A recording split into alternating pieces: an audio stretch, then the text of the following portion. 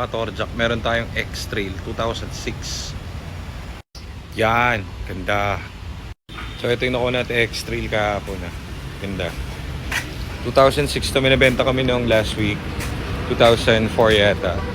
Sold for kano ba yun? 190 yata. Ganun. Ito ganda, may tindig pa. Yeah. So pinacheck namin yung pangilalim na ito. Pinaangat to kanina. All goods, walang bulok, walang kalawang. So yan, ikutan natin para makikita nyo. Dito pa kami sa garahe kasi minantay kami. Yan. Sep, ano mo nga yung makina, Sep? Teka, pabuksan natin yung makina. Tignan natin. So ito yung loob, bumbo. As always. Pero hindi pa naka-head unit to. Yung huling na benta natin naka-head unit.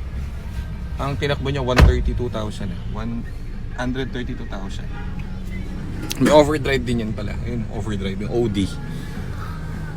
Okay, so yan. Naka automatic. Tapos buo yung loob. Ganda. Hindi amoy masagwa. Tapos ito yung engine. Hindi namin pinadetail kasi para ma-check nung bibili. Yeah. Sumayos pa. Battery yun. Marami lang. Yan.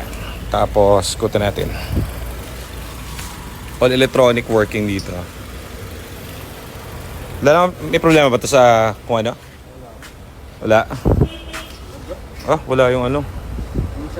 Center cap isa, wala. So, nabiyahe ito. Saan kinuha to? Sep? Saan kinuha to? Commonwealth pala ito. So, ito yung binili sa Commonwealth kahapon. Tinakbo is 132 na. Aircon, tingnan natin kung malamig.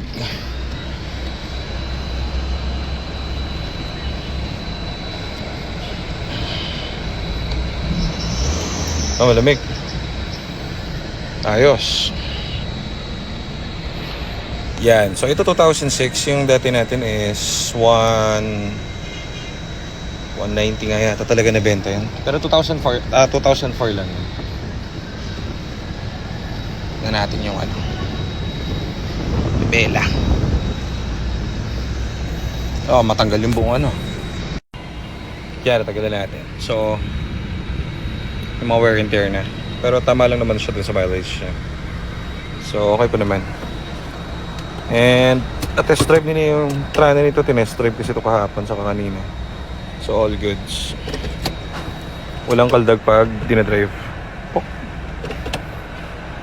Yung last namin kasi mayroong onting kaldag pero ito wala. All goods. Papers nito, first own to. So, wala magiging problem. Ready to transfer na. Walang overheat. So, may ban-check ng overheat yun. So, actually, na-test drive na rin naman. So, okay na rin naman. So, ito guys, yung iba kasi hindi nagbibigay ng presyo. PM is the key. Ito, may presyo agad to.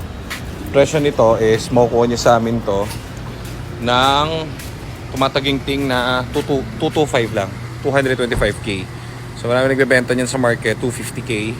Sa amin, 225k lang. Fast break lang yan. Kahit di ka bayan sa fast break, price pa rin yan. So, 225k, makukuha nyo na yan. Puntahan nyo lang dito sa 83 Quirino Highway, Quezon City. Okay? Okay.